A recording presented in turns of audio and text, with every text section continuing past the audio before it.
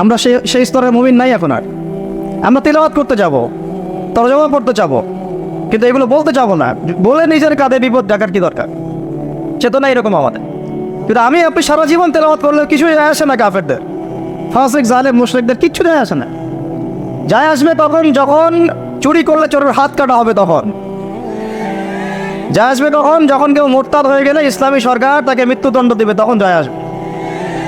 জেনা করলে যখন 100 বেত্রাঘাত করা হবে, তখন যায় আসবে। যখন বিবাহিত ব্যক্তি ব্যভিচার করলে রজম করা হবে, তখন যায় আসবে। যখন সমকামীদেরকে পাথর নিক্ষেপ করে থেতলা করে হত্যা করা হবে, তখন যায় আসবে। আর ট্রান্সজেন্ডার তো ওটা বাদ, ওইটা তো সমকামিতারও নিচের স্টেজ। সমকামীদেরকেই নবী সাল্লাল্লাহু আলাইহি ওয়াসাল্লাম বলেছেন, ইযা ওয়াজাদতুমুহুম, ওলামায়ে কেরাম থেকে অনেকেই আছেন, আমি তাদের সামনে আসলে বক্তব্য দেও অনেক সময় খুব সাইফিল করি। ইযা ওয়াজাদতুমুহুম ফাকতুলুল ফাইলা ওয়াল মাফউল আলাইহি, যখন তুমি এদেরকে পাবা, এদেরকে বলতে সমকামী, জেনা কেন না, সমকামী মানে যারা হোমোসেক্সুয়াল, এটা তো বোঝে না পড়া, যারা হোমোসেক্সুয়াল, যারা ছেলে ছেলে জানা করে, মেয়ে মেয়ে জানা করে। ইযা ওয়াজাদতুমুহুম ফাকতুলুল ফাইলা ওয়াল মাফউল বিহি। হে মুসলিম শাসকরা শোনো, তোমরা যখন এদেরকে পাবা, মুসলমানরা তোমরা যখন এদেরকে পাবা, তাহলে যে করেছে এবং যার সম্মতিতে করা হয়েছে দুটাকে হত্যা করবা। কে বলেছেন? এটা রাসূল সাল্লাল্লাহু আলাইহি ওয়াসাল্লামের কথা, আমাদের কথা না। তিনি অন্য একটা হাদিসে বলছেন, উরজুমুল আ'লা ওয়াল আসফালা মিনহুমা, দুইটার উপরে যে ছিল নিচে যে ছিল দুইটাকেই তোমরা রজম করে দিবা। তো এগুলো বাস্তবায়ন করলে তখন যায় আসবে। আপনি রমাদানে কোরআন পড়লেও আসলে আদৌতে গ্লোবাল প্রেক্ষাপটে, বৈশ্বিক প্রেক্ষাপটে জালেমদের, মুশরিকদের, মুনাফিকদের, কুফফারদের কিছু যায় আসে না। কিন্তু অ্যাটলিস্ট শুরুটা হোক কোরআন থেকে। এই বলে আবার পড়াও ছেড়ে দিব এমন তো না, শুরুটা হোক অন্তত কি থেকে? কোরআন থেকে। তাকওয়ার কথা বলতে গিয়ে অনেক ঢুকে যাচ্ছে ভিতরে, আমাকে একটা কনক্লুশনে আসতে হবে। রমাদান যে তাকওয়ার শিক্ষা আমাকে দিচ্ছে রোজা রাখা অবস্থায়, ওই তাকওয়ার শিক্ষাটা আমাকে শিক্ষা ক্ষেত্রেও রাখতে হবে। আমাদের বাচ্চাদেরকে, যে বাচ্চাটাকে দেখে মনে পড়লো, আমাদের বাচ্চাদেরকে এমন কোনো শিক্ষায় শিক্ষিত করা যাবে না, একেবারে হারাম করে ফেলতে হবে নিজেদের উপরে, যে এই বাচ্চারা যদি বড় হয়ে বলে, বাবা আমি তো ছেলে না, আমার মনটা মেয়ে মেয়ে করে। কি ভয়ঙ্কর একটা সমাজ সামনে আসতে যাচ্ছে, আপনারা কি কল্পনা করতে পারতেছেন? এটা জাস্ট একটা টোকা দিয়ে দেখলো মুমিনদের ইমানের কি অবস্থা। আকাঙ্ক্ষা কি, এজেন্ডাটা কি? এজেন্ডাটা হচ্ছে বাংলাদেশের মতো কান্ট্রিগুলোতে সমকামিতাকে সরকারিভাবে বৈধ করে ফেলা। এটা হচ্ছে একটা এজেন্ডা। আর এই এজেন্ডা সরকারের না, এই এজেন্ডা হচ্ছে কিছু সুদভিত্তিক এনজিওর। একদম খোলামেলা বললাম আমি, এজেন্ডা হচ্ছে কিছু কিসের? সুদের মহাজনদের। এই কিতাবে আল্লাহ রাব্বুল আলামিন বলেছেন, যে ব্যক্তি সুদ খায় আর যে সুদ ছাড়ে না, সে যেন আল্লাহ এবং তার রাসূলের সাথে যুদ্ধ করছে। নাউযুবিল্লাহ। হাদিসের মধ্যে নবীজি বলছেন, যে ব্যক্তি 1 দিরহাম সুদ খাবে, সে যেন 36 বার জেনা করলো। আর একবার জেনা করলে, এই কিতাবের মধ্যে আসে সূরা নূরের 2-3 নম্বর আয়াতে, 100টা লাঠি, 100 লাখ বেত্রাঘাত। 1 বছরের নির্বাসন একবার করলে কি? যুবক যুবতীরা ভালো করে শোনেন, কারণ আপনাদের তো মানে উঠতি বয়স, পাপ পিছলা এখন বেশি। আল্লাহ রাব্বুল আলামিন এই কিতাবে বলেছেন সূরা নূরের মধ্যে, চোখ তো এমনি নিচু করো, তারপরেও যদি কেউ করে ফেলে, নাউযুবিল্লাহ, 100 বেত্রাঘাত জনসমক্ষে এবং 1 বছরের জন্য এই এলাকা থেকে বের করে দেওয়া। একবার করলে, কয়বার ভাই? আর নবীজি বলছেন যে 1 দিরহাম সুদ যে খায়, সে 36 বার জেনা করলো। কোরআন এক জায়গায়, হাদিস এক জায়গায়, সমাজ এক জায়গায়, বিশ্ব রাষ্ট্র এক জায়গায়। এগুলো লা ইয়াজতামিআন, এগুলো কখনো ম্যাচ করে না। এখন কথা জাস্ট বলে দেই, কারণ আল্লাহর কাছে আমাদেরকে দায়মুক্ত হতে হবে, বা অ্যাটলিস্ট ওজোর পেশ করতে হবে যে আল্লাহ পাক আমরা বলেছি, শুনে নাই, মানুষ শুনে নাই, আমরা বলেছি। ওই হাদিসের কিতাবেই আছে, নবী সাল্লাল্লাহু আলাইহি ওয়াসাল্লাম বলেছেন, আপনারা সবাই হাদিসটা জানেন, আমি শুধু মনে করাই দিচ্ছি। আপনার নবী বলেছেন, মুহাম্মদ সাল্লাল্লাহু আলাইহি ওয়াসাল্লাম বলেন, সাল্লাল্লাহু আলাইহি ওয়াসাল্লাম, যে ব্যক্তি সুদ খায়, সুদের এই 70টা পাপের সবচেয়ে নিচের পাপ, সে যেন তার মাকে বিয়ে করলো। একটু কল্পনার জগতেও কি আপনি চাইতে পারবেন যে আপনি আপনার মায়ের সাথে বিছানায় শুয়ে আছেন? নাউযুবিল্লাহ, আস্তাগফিরুল্লাহ। হ্যাঁ, কখনো কি কল্পনা আসতে পারবে এটা আপনার? বলেন, আমার কথায় মাইন্ড করতেছেন? মানুষকে বোঝাইতে পারি না আমি, এটা আমাদের ব্যর্থতা, আমরা বুঝাইতে পারি না। কিভাবে বললে মানুষ বুঝবে, এটা আমাদেরও বুঝে আসতেছে না। চিন্তার জগতে চোখ বন্ধ করে কি কল্পনা করতে পারবেন যে আপনি আপনার মায়ের সাথে নাউজুবিল্লাহ সেই কাজ করতেছেন যা আপনি আপনার স্ত্রীর সাথে করেন? পারবেন? আর নবীজি বলছেন, আপনার নবী, যে ব্যক্তি সুদ খায়, সুদের পাপের 70টা শাখা আছে, তার সবচেয়ে নিচের শাখাটাই হচ্ছে এইটা। নাউজুবিল্লাহ। আমরা এই 90% মুসলমানের দেশ না এটা এখন, এটা বরং এখন 50% মুনাফিকের দেশ। আর 90% মুসলমান নাই। মানুষ কাদিয়ানি হইতে হইতে, খ্রিস্টান হইতে হইতে এখন 80% নেমে আসছে মুসলমানের হার। আপনারা হয়তো জানেনও না, কারণ এইখানকার এলাকার মানুষ তো আপনারা বুঝবেন না। পার্বত্য অঞ্চলে যান, বর্ডার এলাকাগুলোতে যান, উত্তরাঞ্চলে যান, দেখবেন তো বহু মানুষ ইসাই মুসলিম হইতেছে দিন দিন, বহু মানুষ কাদিয়ানি হইতেছে দিন দিন, বহু মানুষ ধর্ম ত্যাগ করে খ্রিস্টান হয়ে যাচ্ছে গ্রামের পর গ্রাম। অবস্থা ভয়াবহ। এরপরে আমি চেষ্টা করব রমাদান মাসে জামাতে নামাজ পড়ার জন্য, যেটা আমরা অনেকে অনেক সময় করি না বা করতে পারি না। আল্লাহ পাক আমাদেরকে করার তৌফিক দান করে। পাখি যেমন সন্ধ্যাবেলা বাসায় ফেরে, ঠিক এইভাবে রমাদান মাসে আমরা আল্লাহর কাছে ফিরবো ইনশাআল্লাহ। মানে সকালবেলা পাখি বের হয়, সারাদিন কাজকর্ম করে, সন্ধ্যাবেলায় কোথায় ফেরে, এই দৃশ্য আমরা সবাই দেখি। তো রমাদান মাস আসে, বছরে আমরা বিভিন্ন দিকে চলে গেছি। কেউ নামাজ আগে পড়তেন, এখন বেনামাজি হয়ে গেছি। কেউ রমজানে ভালো ছিলেন গত রমজানে, এখন আবার আস্তে আস্তে ইমানের হালত কমে গেছে, আমল কমে গেছে। রমাদান মাসটা আসে যাতে আমরা ওই পাখিদের মতো আবার আল্লাহর কাছে ফিরে আসি। তো এই এক বছর আমরা এদিক ওদিকে চলে গেছি।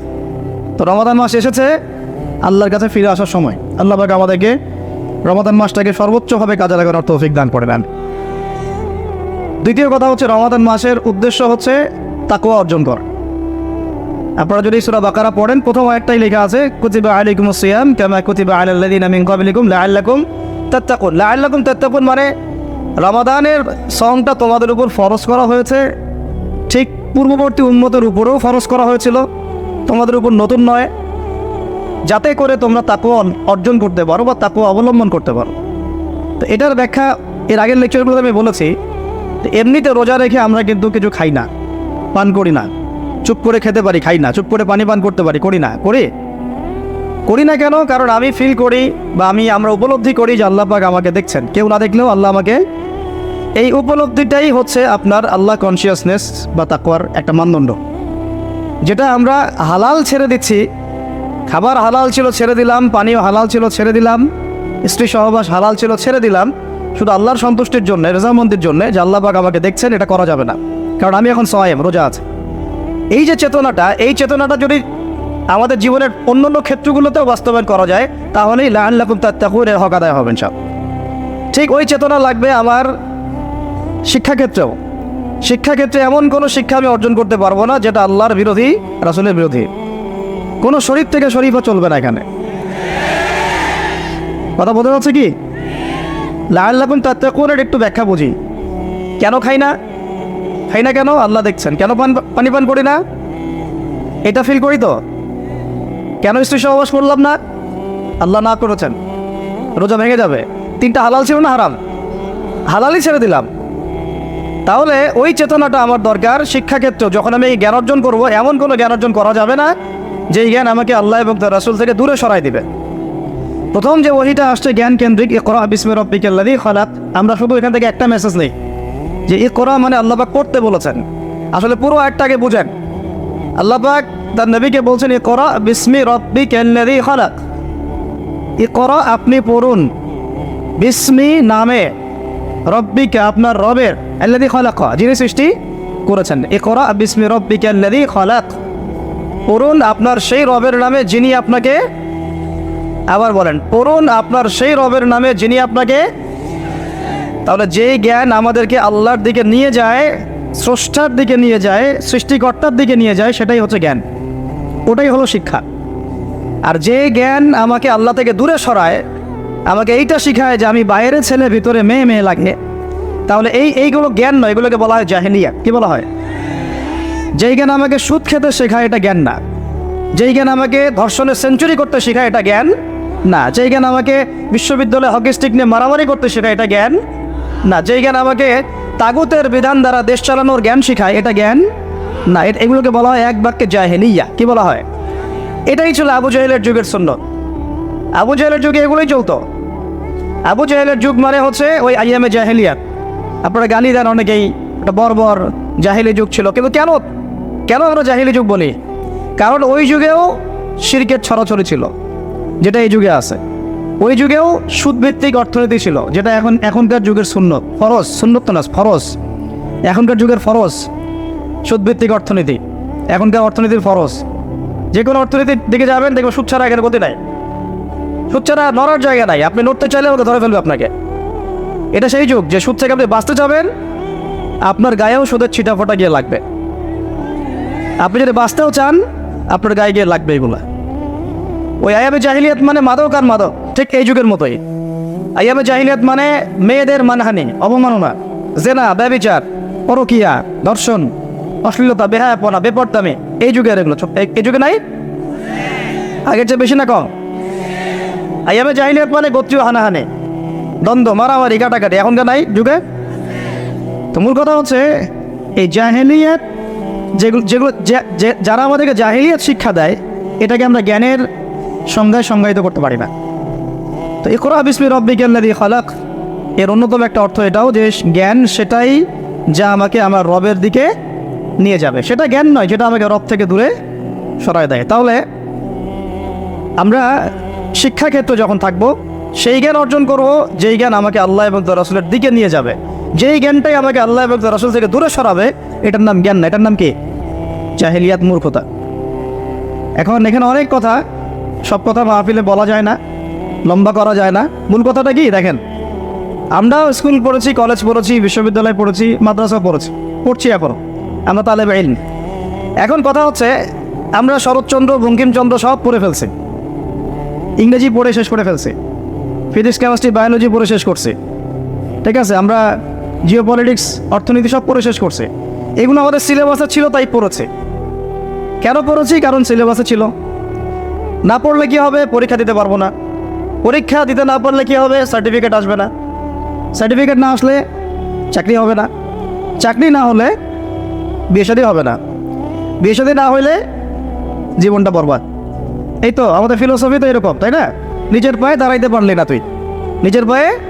তো এখন এই দুনিয়ার একটা ফিকির দিয়ে, চেতনাটা দিয়ে আমাদেরকে এই 10 থেকে 20 বছর এগুলো পড়তে হলো, আমরা পড়লাম। এখন যদি সিলেবাসের মধ্যে থাকতো নবীর জীবনী সাল্লাল্লাহু আলাইহি ওয়াসাল্লাম, যদি থাকতো কোরআনের তেলাওয়াত, থাকতো আরবি ভাষা, থাকতো কোরআনের তর্জমা, থাকতো নবী সাল্লাল্লাহু আলাইহি ওয়াসাল্লামের অন্তত 1000 হাদিস, অন্তত 1000 হাদিস, থাকতো ইসলামের কিছু ইতিহাস, থাকতো ইসলামী অর্থনীতির কিছু ভিত্তি, থাকতো আকীদা, উসুল এবং ফিকহ। এবং এগুলো না পড়লে আমি পাস করতে পারতাম না, পাস না করলে আমার চাকরি হতো না, চাকরি না হলে আমার নিজের পায়ে দাঁড়াতে পারতাম না। তাহলে 16 কোটি মানুষ এগুলো শিখতো না? বুঝাতে পারতেছি? শিক্ষারীতির মূল সমস্যা এখানে। এখানে ইসলাম বিবর্জিত একটা শিক্ষা ব্যবস্থা চালু করা হয়েছে। আর কিছু আইওয়াস শোডাউন দেখিয়ে দেওয়া হয়েছে, কিছু টুকরা টুকরা ইসলাম দিয়ে দেওয়া হয়েছে। এগুলো তো থাকলোই। টুকরা টুকরা ইসলাম তো অনেক দূরের কথা। এই কোরআন রমাদান মাসে নিয়ে যদি আমরা সবাই মসজিদে কোরআনে বসে বসে এই কোরআন 30 দিনে 30 খতম দেই, তবুও ইসরায়েলের কিছুই যায় আসে না। বুঝতে পারি? দেখো, এই কোরআন নিয়ে যদি সবাই আমরা মসজিদের ভিতরে বসে থাকি, নামাজ পড়ি, তেলাওয়াত করি, তারাবি পড়ে 30 দিনে 30 খতম দেই, ওই জালেমদের, ওই পশ্চিমাদের, ইসরায়েলের কিচ্ছু যায় আসে না। আর আমরা পশ্চিমাদেরকে হুবাহু অনুসরণ করছি এবং তাদেরকে আমাদের ইলাহ বানিয়ে নিচ্ছি। শিক্ষার মধ্যে এই মোটা দাগে সমস্যাগুলো আছে। এতে করে বাচ্চাদের চরিত্র নষ্ট হয়ে যাচ্ছে। ভবিষ্যতে আরও হবে যদি এগুলো লাগাম টেনে না ধরা হয়। আর লাগাম টেনে ধরার দায়িত্ব বা কর্তৃত্ব আমাদের হাতেও নাই। যাদের হাতে আছে তাদের পর্যন্ত মেসেজ পৌঁছে দেওয়া আমাদের দায়িত্ব। আরও সমস্যা হচ্ছে, আমরা দেখলাম সেখানে যৌন শিক্ষার চেয়ে এক ধাপ এগিয়ে, নারী পুরুষের অবাধ মেলামেশার থেকে এক ধাপ এগিয়ে ছেলের যে জেনা, নাউজুবিল্লাহ, এইটাকে আমরা প্রমোট করা শুরু করলাম এবং এটাকে নতুন একটা ভার্সনে বইপত্র নিয়ে আসছি। তার নাম হলো শরীফ থেকে শরীফ। শিক্ষার মধ্যে আমরা আসলে ভালো নাই। আর এই 15 বছরের সিলেবাসের মধ্যে তারা 15টা হাদিস মুখস্থ করবে কিনা আমার জানা নাই। 15টা সূরা তাদের তাফসীর পড়ানো হবে কিনা আমাদের জানা নাই। 15টা ফিকহের মাসআলাও তারা মুখস্থ রাখতে পারবে কিনা আমরা জানি না। এনে ক্ষেত্র আমার সমস্যা হচ্ছে কি, যে এই শিক্ষাটার মধ্য থেকে আমরা ধর্মীয় শিক্ষাটাকে আস্তে আস্তে উঠাই দিচ্ছি। এর আগে একটা জেনারেশন ছিল, আমরাও যখন পড়েছি তখন কিন্তু আমরা বইপত্রে অনেক ইসলামিক বিষয় পেয়েছি। আকিদা ছিল, ইমানের বিষয়গুলো ছিল, উসুল ছিল, ফিকহ ছিল, মাসলাম হাসান ছিল, এমনকি কবিতা সাহিত্য এগুলোর মধ্যে মুসলিমদের ভূমিকাগুলো ছিল। মহানবী সাল্লাল্লাহু আলাইহি ওয়াসাল্লামের জীবনী ছিল, তাকে নিয়ে কবিতা ছিল, বদ্য ছিল, উপন্যাস ছিল। আস্তে আস্তে এগুলো সব মিনিমাইজ করা হবে। তো দেখেন, আমরা ব্যক্তিগতভাবে হয়তো অনেক ভালো আছি, জাতিগতভাবে আমরা ভালো নাই। জাতির মেরুদণ্ডই হচ্ছে শিক্ষা। শিক্ষার ক্ষেত্রে আমরা আসলে এখন ভালো নই।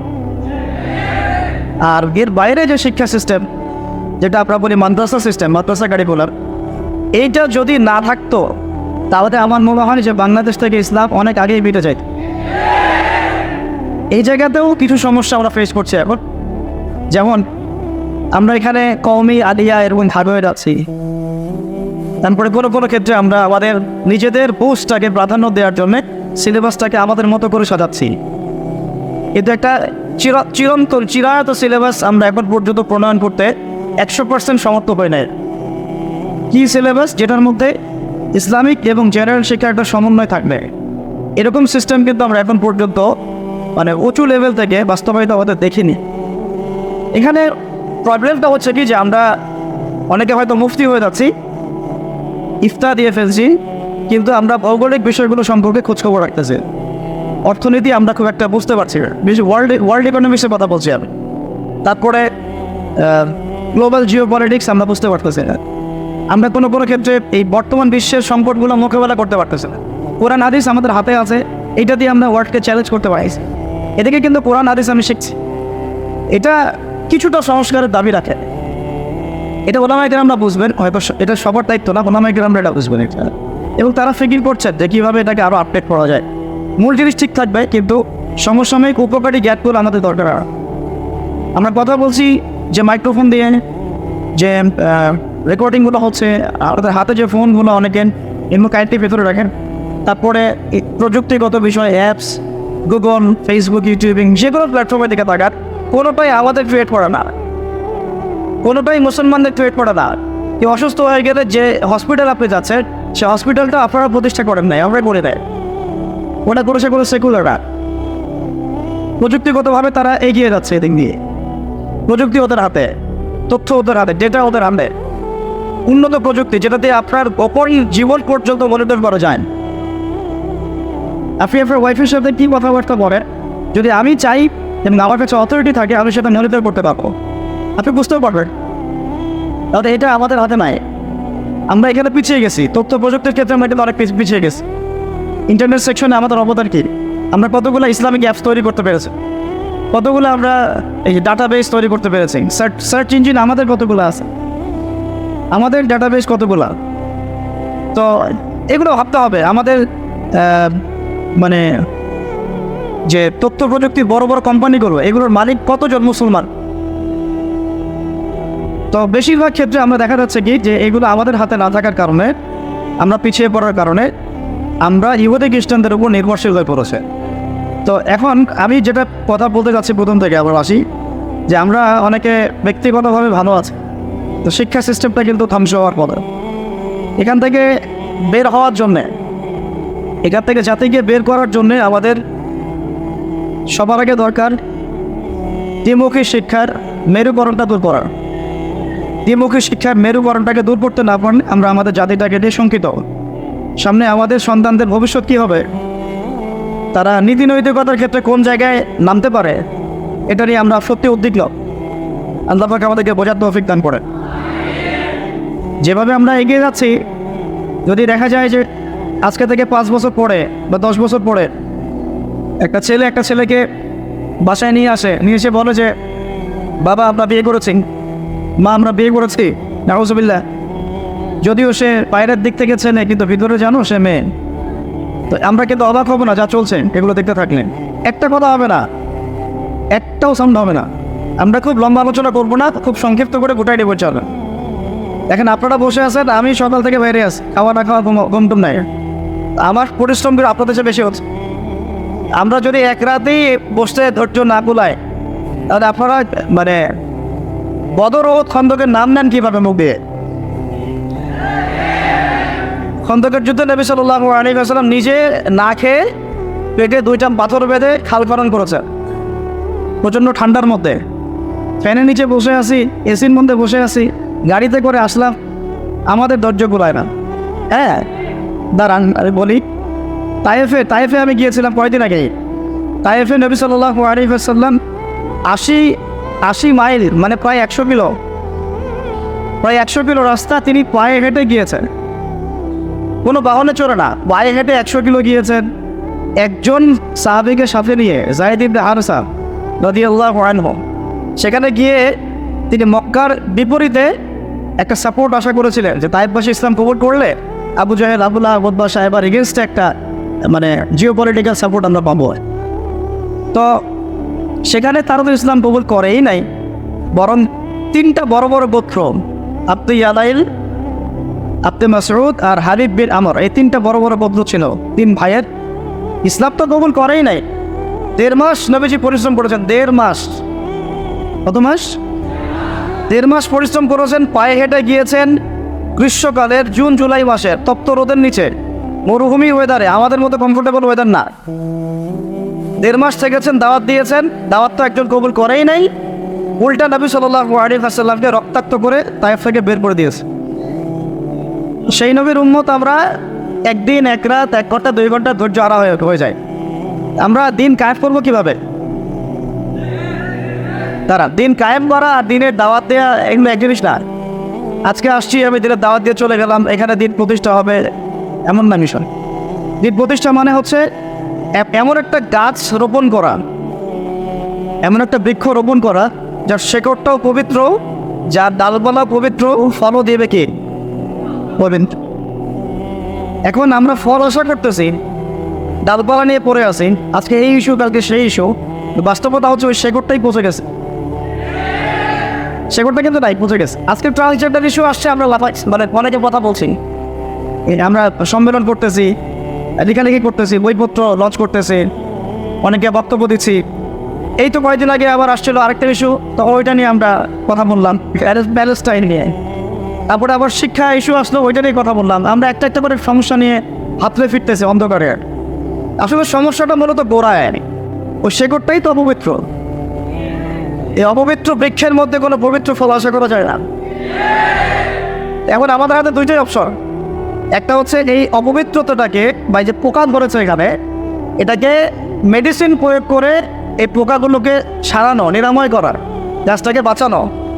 আমরা এই পদ্ধতিতে হাঁটছি এখন, দাওয়াতের মেহনত মানে এইটাই। আরেকটা পদ্ধতি হচ্ছে যে যদি মেডিসিন প্রয়োগ করে ওটাকে রিকভারি করা না যায়, তখন ওই শেকড়টা উপরে ফেলতে হয়। এই 2টা ছাড়া কিন্তু আসলে কোনো অপশন নাই সলভ করার।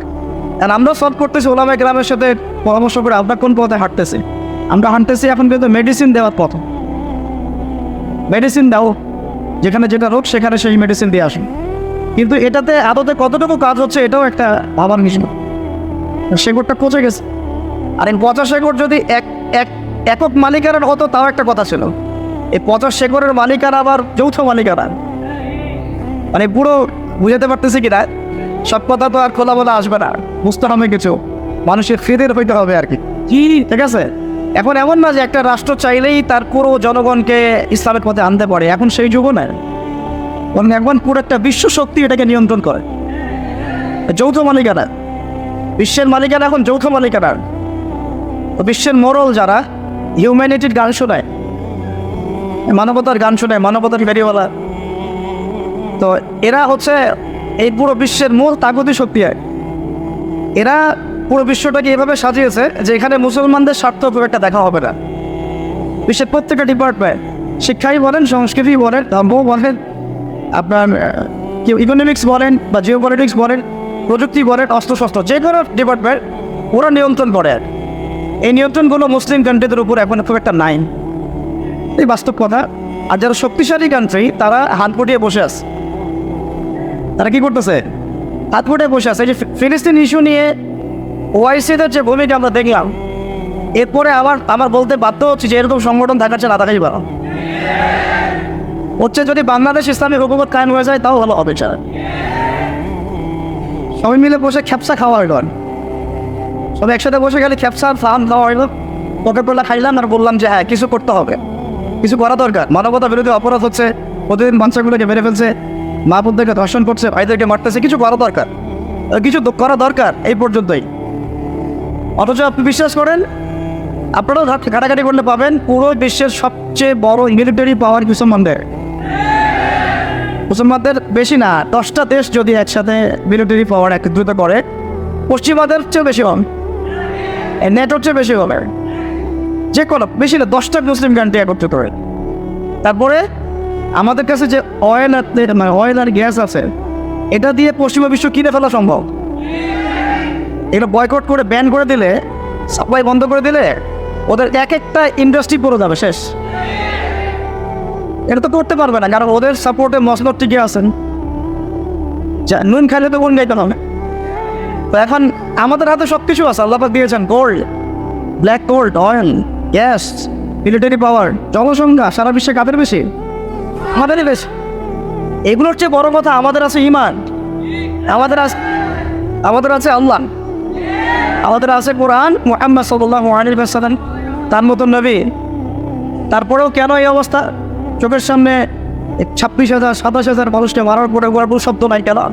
তাহলে বোঝেন যে শিকড়টা কী হয়ে গেছে আসলে। আরে 50 শিকড় এখন যৌথ মালিকানায়।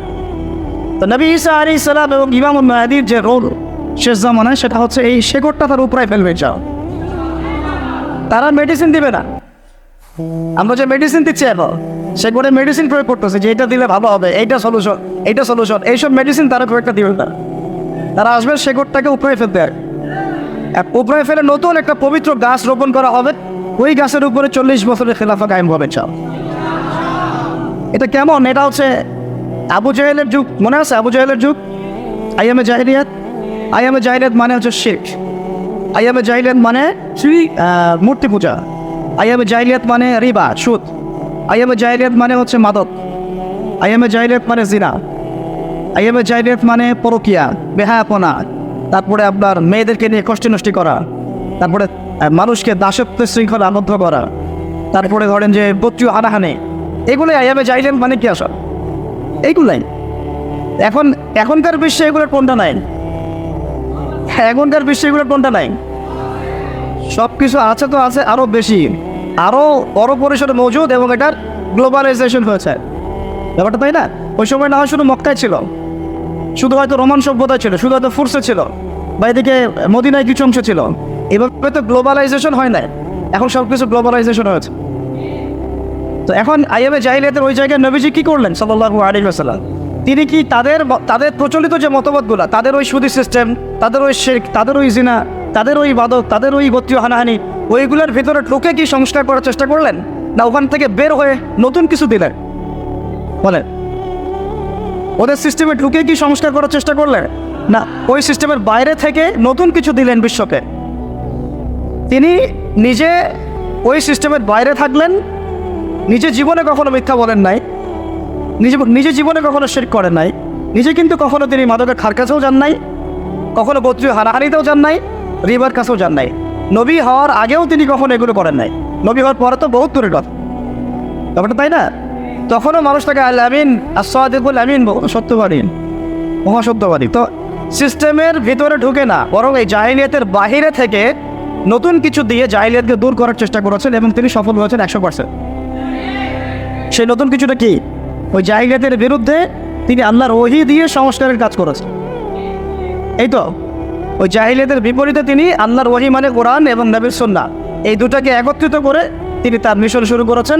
23 বছর সময় লেগেছে, কিন্তু ওই জাহিলিয়াত পরিপূর্ণ দূর হয়ে গেছে, শিকড় একদম উপরে ফেলে নতুন একটা পবিত্র গাছ রোপণ করেছে, ব্যাপারটা তাই না? এবং ওই গাছ যে ফল দিয়েছিল, সেই ফলটা আমরা ভোগ করেছি প্রায় 1250 বছর। কত বছর? ওই গাছের ফল খেয়েছি আমরা 1250 বছর। ওই 23 বছর পরের মক্কায় আপনি কোনো শিরক পাবেন না, 23 বছর পরের মক্কায় আপনি কোনো রিবা পাবেন না, কোনো জিনাই নাই, 2-1টা থাকতে পারেন, তার বিচার হচ্ছে। কোনো মাদক দ্রব্য পাবেন না, যদি হয় কেউ খায় তাও শাস্তির আওতায় আনা হচ্ছে। কোনো ধর্ষণ নাই, যদি কেউ করে তাহলে শাস্তির আওতায় আনা হচ্ছে। কোনো গোত্রীয় হানাহানি নাই, সবাই ভাই ভাই হয়ে গেছে। তিনি কি জাদু করেছে? মানুষকে ফু দিয়ে দিয়ে কাজ করেছেন, খালি আসো ফু দিয়ে দিই।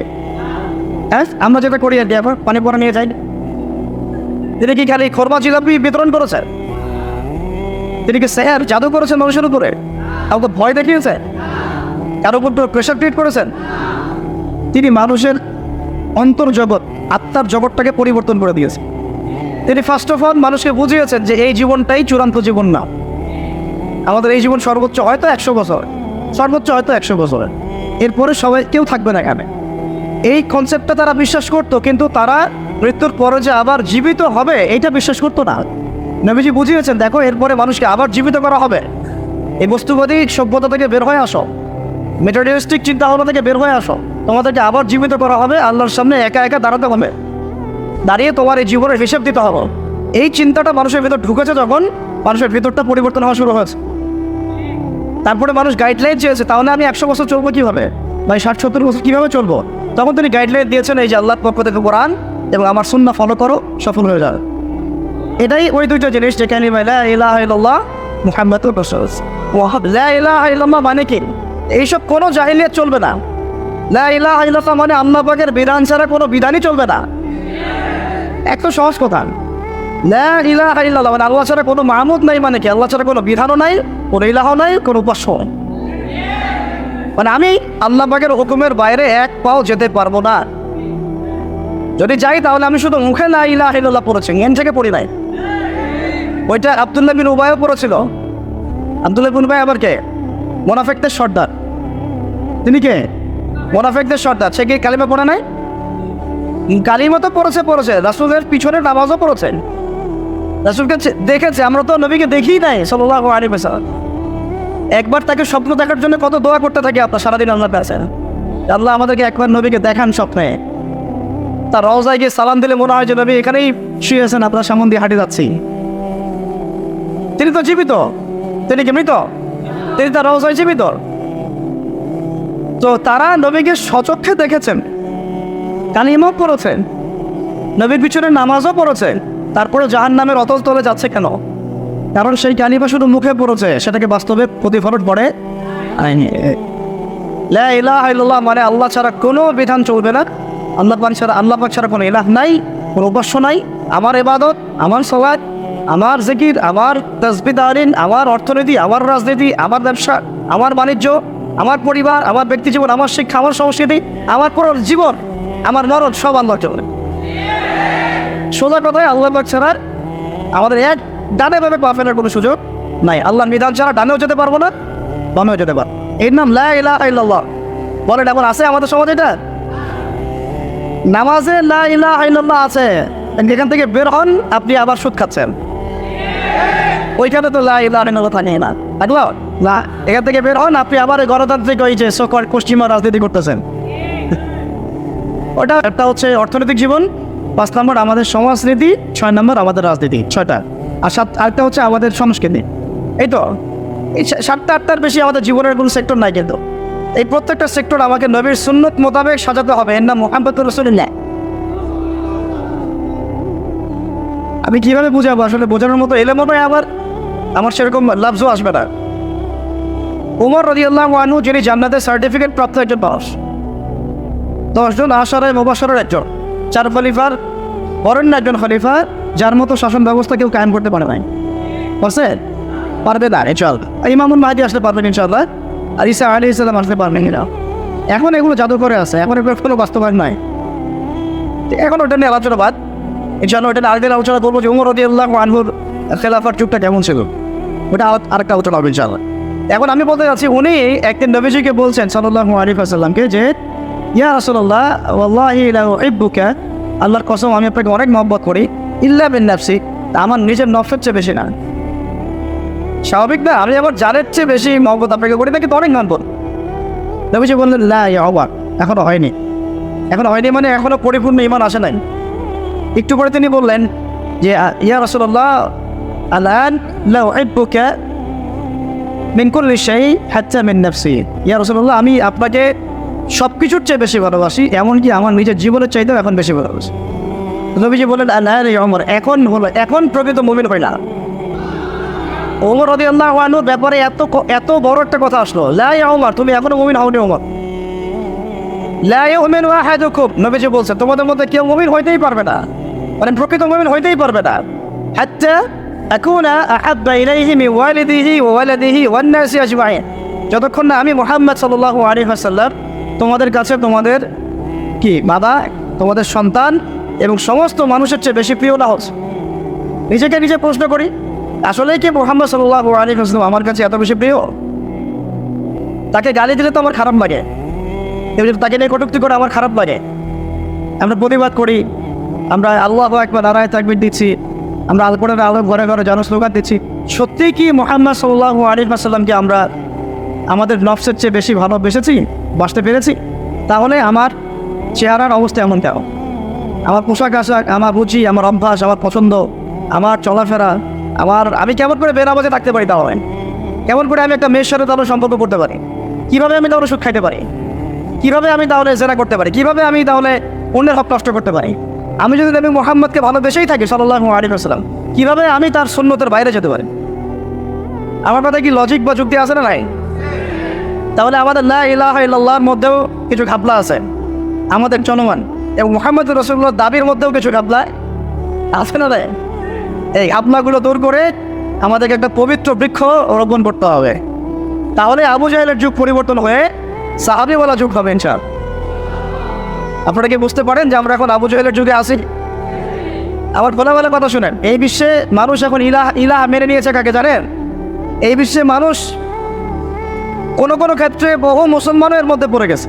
মানুষ বলতে বোঝাচ্ছি অমুসলিম যারা আছে ওরা তো আছেই, আর যারা মুসলিম তাদের মধ্যেও বহু মুসলিম এই কাতারে ঢুকে গেছে, যারা আল্লাহকে বাদ দিয়ে ইউনাইটেড নেশনসকে ইলাহ বানিয়ে নিয়েছে। ও যা বলে তাই, ও যদি বলে এটা ঠিক তো এটা ঠিক, এটা ঠিক তো এটা ঠিক, এটা হালাল হবে তো হালাল, এটা হারাম হবে তো হারাম। এক্সাম্পল দিচ্ছি, আমি তো আমার হেডসেট নিচ থেকে কথা বলছি না। আল্লাহ পাক আল কোরআন সামনে নাই থাকলে দেখাতাম খুলে। আল্লাহ রাব্বুল আলামিন কোরআনের মধ্যে দিনার এবং দিরহামের কথা বলেছেন।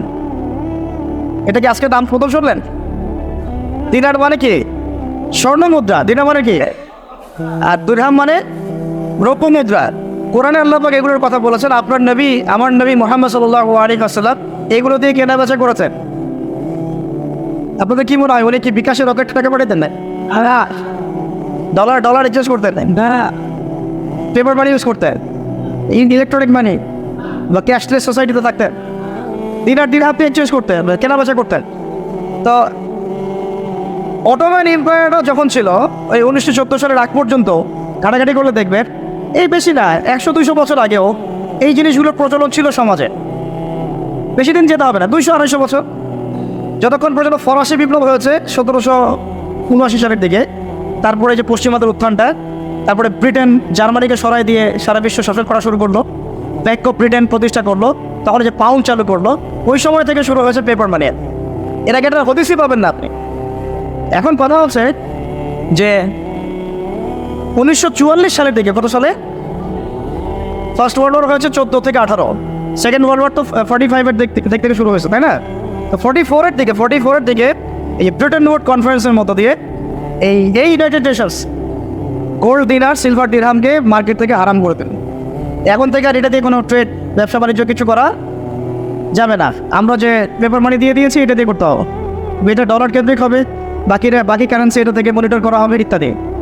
তো আল্লাহ পাক দেখেন যেটাকে হালাল করেছেন আমরা সেটাকে হারাম করে দিলাম। আমি বুঝাতে পারতেছি না মনে হয়। আল্লাহ পাক যেটাকে হালাল করেছিলেন কোরআনে, নবী যেটা দিয়ে ব্যবসা বাণিজ্য করেছেন, ওই কারেন্সিটাকে জায়নিস্টরা হারাম করে দিল। আমরা সবাই মেনেও নিলাম এবং আমরা বুঝতেও পারলাম না যে এটা ইসলামিক কারেন্সি না। যে কোটি কয়েক মানুষ এগুলো নিয়ে আবার টুকটাক কথা বলে ওদেরকে আবার তকমাও লাগানো শুরু করলাম। তো এখন আল্লাহর হালালকে যদি কেউ হারাম করে, আল্লাহর হারামকে যদি আবার কেউ হালাল করে, তাহলে একে কোরআন সুন্নাহর ভাষায় কি বলা হয় আমি ফতোয়া দিব না, ওলামায়ে কেরামের কাছে জিজ্ঞাসা করবেন। এখন আমি এমনি বলি নাই যে আমরা এদেরকে ইলাহ বানিয়ে নিয়েছি। ইলাহ মানে কি? যার কথা মেনে চলা হয়, যে আমার উপাস্য, যার কথা আমি ভক্তি শ্রদ্ধার সাথে মেনে চলি, যে আমাকে বলে উঠো আমি উঠি, যে বলে বসো আমি বসি, এই তো ইলাহ। এমনকি প্রবৃত্তির যে কথাটা আছে, আমরা প্রবৃত্তি, মনের বাসনা, মন যাচ্ছে একটা মেয়ের সাথে যেটা করবেন, কথা বলবেন, ফিল্মিক্সিংয়ে যাবেন, মন চাইলে আপনি চলে গেলেন। এই মন যে চাইলে আপনি করলেন, এটাকেও বলা হচ্ছে প্রবৃত্তির দাসত্ব। প্রবৃত্তির সূরা ফুরকান খুলে দেখবেন, আর আইছে মান ইত্তাখাযা ইলাহাহু হাওয়াহু আফাআনতা তাকুনু আলাইহি ওয়াকিলা। আল্লাহ পাক বলছেন, এ নবী, আপনি কি সেই ব্যক্তির জিম্মেদারি নিতে চাচ্ছেন যে তার নফসকে, প্রবৃত্তিকে ইলাহ বানিয়ে নিয়েছে? প্রবৃত্তিকে ইলাহ বানিয়ে নেওয়া মানে কি? মন যা চায় সে তাই করতে চাচ্ছে। মন চাইলে একটু ড্রিঙ্কস করে ফেল, মন চাইলে একটু আমি এখন নামাজ বাদ আগে পাবজি খেলবো, ওইটা হচ্ছে ওই গেমসটাকে সে ইলাহ বানায় নিল প্রবৃত্তিটাকে। মন চাইলো যে আমি একটা পর্ন দেখে ফেলাই, নাউজুবিল্লাহ, তখন ওই যে প্রবৃত্তির চাওয়াটা, এটাকে সে ইলাহ বানায় নিল। আর এটাকে আল্লাহ পাক ইলাহ বলছেন। আর আইতা মারিতা ওয়াদা ইলাহু হাওয়াহু, যে ব্যক্তি তার হাওয়াকে ইলাহ বানিয়ে নিল। তাহলে ইলাহ শব্দের ব্যাখ্যা বুঝতে পারলেন? তাহলে এখন বলেন, বৈশ্বিক প্রেক্ষাপটে আমাদের ইলাহ কি এখন আল্লাহ পাক আছেন না? বাস্তবতায় আসলে ওয়ার্ল্ড অ্যাফেয়ার্সে নাই। আল্লাহ এবং তার রাসূল যাই বলুক, এরা কানও দিবে না। ওরা যা বুঝে, ওরা যা চিন্তা করে, ওরা যা লিখবে, ওইটাই তাদের কাছে ইলাহ। মাদক হালাল না হারাম? আপনি বলছেন হারাম, আল্লাহ বলছেন হারাম, নবী বলছেন হারাম, কিন্তু বহু কান্ট্রিতে লাইসেন্স দেওয়া হয়েছে কি হয় নাই? তার মানে এখানে আমরা প্রবৃত্তিকে ইলাহ বানিয়ে নিলাম। সুদ হালাল না হারাম বলেন? আপনারা বলছেন হারাম, আমি জানি হারাম, আল্লাহ বলছেন হারাম, রাসূল বলছেন হারাম, কিন্তু সমাজ বলছে এটা ফরজ। সমাজ কি বলছে? সুদী সিস্টেম ছাড়া কোনো অর্থনীতি চলতেছে না এখন সারা ওয়ার্ল্ড, সব সুদ। সমাজ কেন বলবে না? কারণ সমাজের উপরে আছে রাষ্ট্র, রাষ্ট্রের সেন্ট্রাল ব্যাংক আছে, ওর মধ্যে সুদ আসতেছে। সেন্ট্রাল ব্যাংককে বলতে বাধ্য করা হচ্ছে because world bank, IMF, federal reserve ওর উপরে আছে, ওরা আবার সুদ চাপাচ্ছে। বিভিন্ন কান্ট্রি থেকে লোন নিতে হলে আমাকে সুদে নিতে হচ্ছে। আমরা ওই যে কারেন্ট জালে আটকা পড়ে গেছি। কি জালে আটকা পড়ছে? সুদে, রিবার, কারেন্ট জালে আটকা পড়ে গেছে, বেরোনোর সুযোগ নাই। হয়তো এই যুগটার কথাই নবীজি বলছিলেন সাল্লাল্লাহু আলাইহি ওয়াসাল্লাম, এমন একটা যুগ আসবে যে মানুষ যারা রিবা থেকে বেঁচে থাকতে চাইবে তাদের গায়েও সুদের ছিটা ফোটা গিয়ে পড়বে।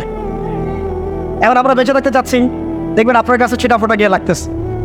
এখন সুদের মানে একটা ছোট্ট একটা গ্রামে গিয়েও দেখবেন যে বহু সুদী এনজিও কাজ করতেছে। এখন সুদের এই কারবার এত বেশি তৎপর যে এরা কোনো কোনো ক্ষেত্রে একটা রাষ্ট্রের শক্তিকে জিম্মি করে ফেলতে পারে। বুঝেন কথা, বুঝেন, এত গভীর এদের ব্যবসা বাণিজ্য। আর আমাকে একটা প্রশ্নের উত্তর দেন দেখি, এই চাচা, ওই চাচা, আমি, আপনি, আমরা যদি সুদ না খাই আমাকে পুলিশ ধরে নিয়ে যাবে? আমাকে কি আইনের আওতা আনা হবে? আমাকে সরকার চাপ দেবে?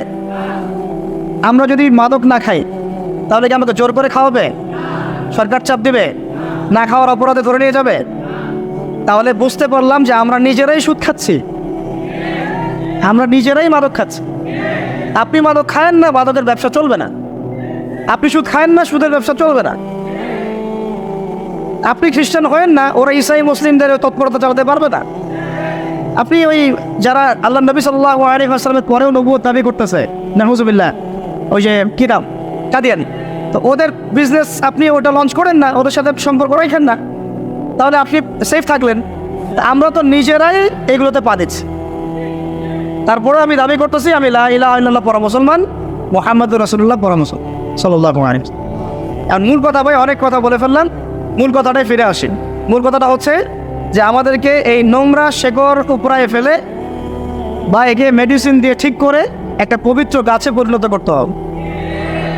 আর এই দায়িত্বটা ব্যক্তিগতভাবে কোনো ব্যক্তির না, এই দায়িত্বটা কোনো ইমাম সাহেবের একার না, কোনো সরকারের একারও না, প্রশাসনের কোনো বিভাগের একার না, ওলামায়ে কেরামের একার না। এই দায়িত্বটা আমাদের এই 16 কোটি মুসলমানের। সবাই যদি যার যার জায়গা থেকে কাজ শুরু করেন বা দায়িত্ব পালন করা শুরু করেন, ইনশাল্লাহ দেখবেন সমাজ ঠিক হয়ে গেছে। মনে করেন আমরা আজকে নিয়ত করলাম আমরা এখানে যারা আছে কেউ সুদ খাবো না, সুদের বাণিজ্য বাড়বে না কমবে? একটু হলেও তো কমবে, কমবে তো। যদি আমরা নিয়ত করি আমরা 15 কোটি মুসলমান কেউ সুদ খাবো না, তাহলে সুদের বাণিজ্য কমবে না বাড়বে? ওরা ব্যবসা করে চলে যাবে, খায় না, আমি থাকি কি করো? কথাটা বোঝে। মাদকের অনেক কারবার চলতেছে, ইয়াবা থেকে শুরু করে ফেন্সিডিল, গাঞ্জা, হিরোইন, কত কি। আর আমরা যদি ইয়াংদেরকে বোঝাতে পারি এই 7 কোটি ইয়াং জেনারেশন কেউ মাদক খাবে না, ওরা কি ব্যবসা করতে পারবে? এভাবে একটা একটা করে ধরেন, সমস্যা এভাবে সলভ করতে হবে। শিক্ষা, শিক্ষা আমি এই শিক্ষা নিব না, আমি কোরআন সুন্নাহ ভিত্তিক শিক্ষা নিব। জোর করে চাপাবে আমাকে? প্রয়োজনে তখন যদি 10 কোটি মুসলমান বলে যে আমরা এইসব শিক্ষা নিব না, আমরা শুধু কোরআন সুন্নাহ ভিত্তিক জেনারেল শিক্ষা নিব, সমস্যা নাই। কোরআন সুন্নাহ ভিত্তিক জেনারেল শিক্ষা নিব, কোনো সমস্যা নাই, কিন্তু কোরআন সুন্নাহ বিবর্জিত শিক্ষা নিব না। আর কোরআন সুন্নাহর সাথে সাংঘর্ষিক এমন শিক্ষা তো নিবই না, যেমন শরীফ থেকে শরীফা। তো তখন কিন্তু এই শিক্ষাটা আর এভাবে লঞ্চ করতে পারবে না, আস্তে আস্তে কিন্তু কমে যাবে। মানুষ এগুলোর বিপক্ষে, তাহলে দেখবে সরকারও তখন বলবে যে মানুষ যেহেতু বিপক্ষে, আমি কেন এটা আবার জোর করে লঞ্চ করতে যাও? তারা তো মুসলমান পরিবারের সন্তান, তা আমরা ওদেরকে বোঝাতে হবে, তাদেরকে বোঝাতে হবে। এখন আমার কথাগুলো একটু মনের কান দিয়ে বোঝার চেষ্টা করেন যে এখন প্রবলেমগুলো অনেক গভীরে চলে গেছে।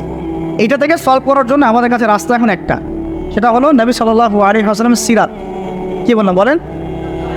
আপনারা সবাই বাসায় গিয়ে 23 বছরে নবী সাল্লাল্লাহু আলাইহি ওয়াসাল্লাম যেভাবে দাওয়াতের কাজ করেছেন, মেহনত করেছেন, মানুষের ঘরে ঘরে দাওয়াত দিয়েছেন, মানুষের অন্তর্জগৎ পরিবর্তন করেছেন, মানুষকে পরকাল চিনিয়েছেন, আল্লাহর জবাবদিহিতার চেতনা জাগাই দিয়েছেন, হ্যাঁ, মানুষকে সোয়াবের কাজে উদ্বুদ্ধ করেছেন, হারাম থেকে দূরে রেখেছেন।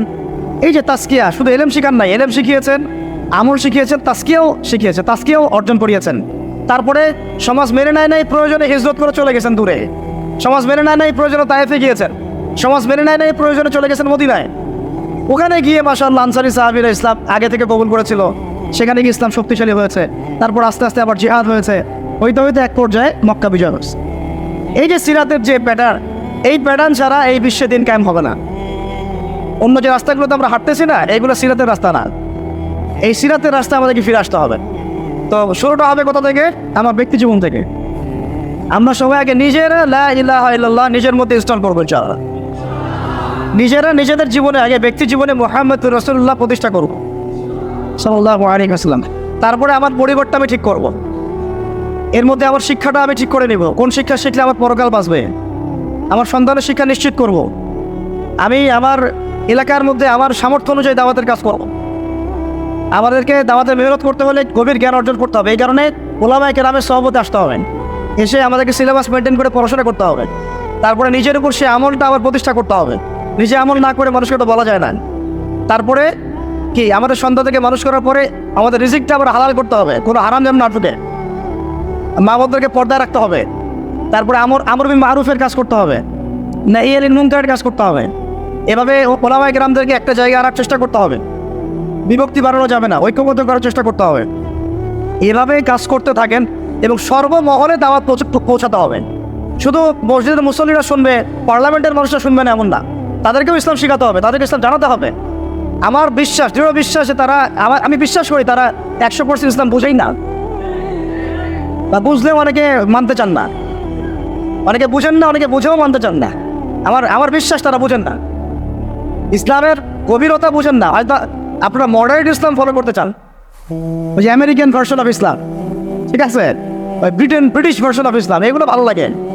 কিন্তু মুহাম্মদ সাল্লাল্লাহু আলাইহি ওয়াসাল্লামের তরিকা, এই পথ, এই সিরাত, এই সুন্নাত, এই যে দিন লা ইলাহা ইল্লাল্লাহ প্রতিষ্ঠা করা, এটা আপনাদের কান পর্যন্ত হয়তো পৌঁছাচ্ছে না। সব মহলে দাওয়াত দিতে হবে, আমাদের প্রশাসনের ভাইদেরকে দাওয়াত দিতে হবে, আমাদের রাজনৈতিক ব্যক্তিবর্গকে দাওয়াত দিতে হবে। কাউকে অবহেলা করে দূরে সরাই দেওয়া যাবে না, ঘৃণা করা যাবে না, কাছে টানতে হবে, কাছে টেনে দাওয়াত দিতে হবে। আল্লাহ নবী আবু জেহেলকে দাওয়াত দেন নাই? বলেন, এখানে মনে রাখবেন, আল্লাহ নবী সাল্লাল্লাহু আলাইহি ওয়াসাল্লাম আবু জেহেল, আবু তাহাব, উতবা, সাইবা, এত বড় বড় কাফেরদেরকেও দাওয়াত দিয়েছেন। তিনি দাওয়াত দিয়েছেন, আবার তেল মারেন নাই। কথা বোঝার চেষ্টা করে, তিনি দাওয়াত দিয়েছেন, তেল দেন নাই। তেল দেওয়া বুঝেন? আমরা দাওয়াত দিই না, তেল মারি। আবার তেল মারার চেষ্টা করেন কিছু স্বার্থ হাসিলের জন্য, তেল মারা বন্ধ করেন, তাদেরকে দাওয়াত দেওয়ার চেষ্টা করেন। তাদেরকে দাওয়াত দিতে হবে, দাওয়াত, সব মহলে দাওয়াত, একদম উঁচু লেভেল থেকে শুরু করে আমাদের শিক্ষাবিদ, বুদ্ধিজীবী, প্রশাসন, আমজনগণ, যুবক যুবতী, আমাদের তরুণ তরুণী, আমাদের যারা আছেন উলামায়ে কেরামদের মধ্যে যদি কোনো ত্রুটি থাকে, আমরা আপোষে বসে আমরা সেটা নিয়ে ডিসকাস করবো ইনশাআল্লাহ। করে এই দাওয়াতটাকে সর্বমহলে যখন ছড়ায় দেওয়া যাবে এবং যখন দেখা যাবে একটা ইউনাইটেড প্ল্যাটফর্ম ক্রিয়েট হচ্ছে, আল্লাহ কার হাত দিয়ে করবেন আমরা জানি না, কারণ আমাদের মতো অনেক ডিভাইডেশনের শেষ নাই। আর এই কারণে আমরা এখন পর্যন্ত বিজয় লাভ করতে পারি। ঠিক আছে, সবাই সবার যার যার জায়গা থেকে মনে করতেছে অনেক কিছু করে ফেলছে। আদতে বিশ্বাস করেন, এখন অন্যান্য কান্ট্রির অমুসলিম যারা পশ্চিমা বিশ্বে, তারাও বুঝে ফেলছে যে মুসলমানদেরকে মারা এখন খুব সহজ, কারণ এক ভাইকে মারলে আরেক ভাই আগাবে না। 10-12টা কান্ট্রির মাঝখানে তারা কীভাবে ফিলিস্তিনকে ধ্বংস করে ফেললো। আশপাশে 10টা কান্ট্রি আছে, কেউ আগাচ্ছে না। ওরা খুব ভালো করেই জানে মুসলমানরা আর আগের মতো ওই ইন্নামাল মুমিনুনা ইখওয়ার মধ্যে নাই।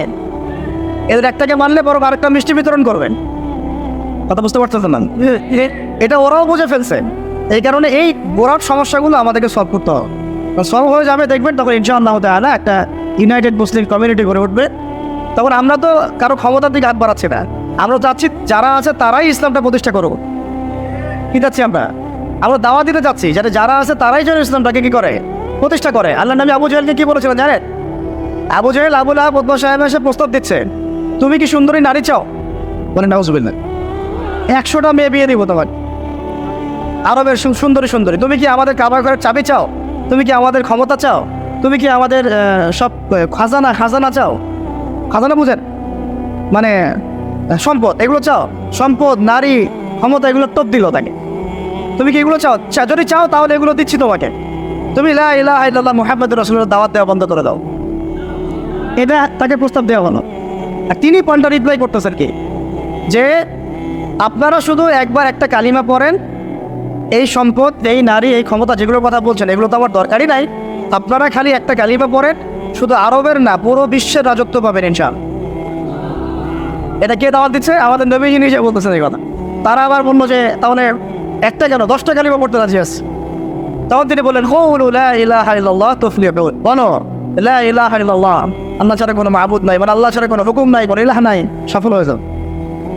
তারা তো তখন পড়লোই না, ওই যে আবু লাহাব তখন পাথর নিক্ষেপ করা শুরু করলো, নাজিল হয়ে গেল তাব্বাত ইয়াদা আবি লাহাব ওয়া তাব। তো আমরা কারো মানে ক্ষমতার দিকে হাত বাড়াচ্ছি না, আমরা আমভাবে মূল দাওয়াতটাকে প্রচার করতে হবে। আর এই প্রচার করার দায়িত্ব শুধু একজন ব্যক্তির না, সবাইকেই প্রচার করতে হবে। ওই যে কথাটা বললাম যে আমাদের কাজগুলো এখান থেকে চলে আসবে, ইলম অর্জন, আমল বাড়ানো, পরিবার গঠন, হালাল রিজিক, দাওয়াতের মেহনত এবং উম্মাহকে ঐক্যবদ্ধ করার চেষ্টা কর। সব মনে দাওয়াত দেন, যেটা দেখবেন আজকে রেজাল্ট পাচ্ছি না হয়তো আমরা, আজকে থেকে 20 বছরের মধ্যে দেখবে রেজাল্ট চলে আসছে ইনশাআল্লাহ। আল্লাহ চাইলে এটা সম্ভব। সময় যেভাবে দ্রুত পরিবর্তিত হচ্ছে, আল্লাহ চাইলে আগামী 20 বছরে অনেক কিছু হয়ে যেতে পারে, হতে পারে না?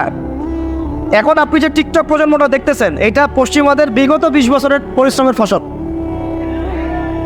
বিগত 20 বছর পরিশ্রম করে ওরা এই জেনারেশন তৈরি করছে। আমরাও যদি একটা লক্ষ্য স্থির করি যে আমরা এইভাবে আগাতে চাই, আমরা ব্যক্তি জীবন আগে পরিবর্তন করব, আমার পরিবারটাকে পরিবর্তন করব, আমি আমার সমাজের দায়িত্ব নিব, আমি সৎ কাজে আদেশ করব, অসৎ কাজে নিষেধ করব, আমি হালাল খাবো, অন্যকে হালালের দিকে ডাকবো, আমি দাওয়াতের মেহনত করবো, ইলম অর্জন করবো, ওলামায়ে কেরামের সোহবতে থাকবো, তাদের সাথে পরামর্শ করে আমি চলবো, ইনশাআল্লাহ দেখবেন আপনার দ্বারা লাখ লাখ ছেলে পেলে ইনশাআল্লাহ পরিবর্তন হয়ে গেছে, মেয়েরা পরিবর্তন হয়ে গেছে। প্রত্যেকটা এলাকায় যদি এরকম করে মসজিদ ভিত্তিক দাওয়াত হয়, তালিম হয়, মক্তব থাকে, ঠিক আছে, এরকম ইসলামী হালাকা হয়, এভাবে দিনের প্রতিষ্ঠা হয়, প্রচার হয়। আমরা যেগুলো দেখতেছি যে মাহফিলে ফ্যান্টাসি, এই ফ্যান্টাসি দিয়ে দিন কায়েম হয় না, ফ্যান্টাসি দিয়ে দিন কায়েম হয় না, ফ্যান্টাসি দিয়ে হবে না।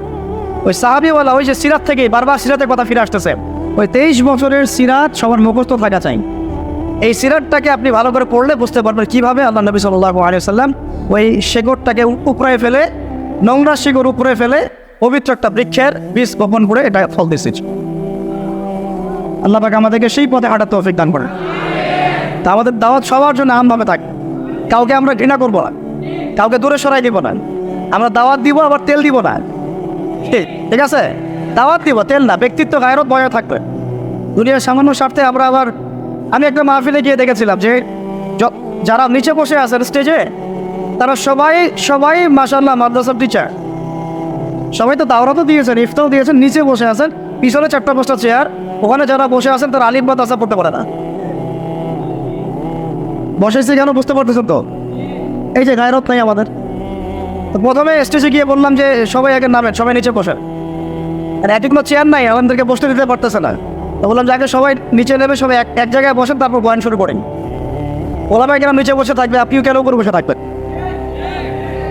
আপনারই বা ব্যক্তিত্ব এমন কেন যে আলেমরা নিচে বসে আছে, আমি আবার উপরে সিংহাসনে বসে আছি? এটা কি ধরনের আদব? তো এই জিনিসগুলো আমাদের তেল দেওয়া ফ্যাশন। রাসূল সাল্লাল্লাহু আলাইহি ওয়াসাল্লাম সাহাবায়ে কেরাম কাউকে তেল মারেন নাই, তারা দ্বীপ প্রচার করেছে, বৃত্ততার সাথে, মহব্বতের সাথে কাছে ডেকে বুঝিয়েছে। যদি না মানে এটা তার দায়িত্ব, তার ফাযাক্কির ইন্নামা আনতা মুযাক্কির। আল্লাহ পাক বলেছেন তুমি উপদেশ দাও, তুমি শুধু উপদেশ দাতা, লাস্তা আলাইহিম বিমুসাইতির, তুমি কারো উপর দারোগা নাও। অন্য সূরা আছে, সূরা আল-আন'আমের মধ্যে ফাযাক্কির ইন নাফাআতিয যিকরা সায়াযাক্কারু মান ইয়াখশা, আপনি উপদেশ দেন, আপনি শুধু উপদেশ দাতা, যারা আল্লাহকে ভয় করে তারা ফিরে আসবে ইনশাআল্লাহ। আচ্ছা, এটা আমাদের কাজ। এখন সমস্যা যেহেতু অনেক গভীর, এই জন্য আমাদের মেহনত হতে হবে অনেক বেশি। ওই জন্যে একজন আবু তোহা ভাই, একজন আজারি ভাই, একজন মুস্তাকুর নবী হুজুর, একজন আব্দুল মালিক সাহেব, একজন বলেন আব্বাসী সাহেব, মানে ইন্ডিভিজুয়াল ব্যক্তি এই বাংলাদেশ পরিবর্তন করতে পারবে না, এই ওয়ার্ল্ড পরিবর্তন করতে পারবে না, ইন্ডিভিজুয়াল ব্যক্তিরা পারবে না। এরকম মানুষ প্রত্যেক ঘরে ঘরে তৈরি করতে হবে, প্রত্যেক ঘরে ঘরে। মানে আপনি একটা বাচ্চা নেন, ওই বাচ্চাটাকে আলেম বানান। একটা মেয়ে আপনার হয়েছে, ওই মেয়েটাকে আপনি একদম মুহাদ্দিসা বানান, মুহাদ্দিসা বানান, আলেমা বানান। আমাদের আলেমার যে কী পরিমাণ ঘাটতি, কী পরিমাণ যে আলেমার ঘাটতি আছে, যে আপনারা এসেছেন বসেছেন, আমি কথা বলতে পারতেছি।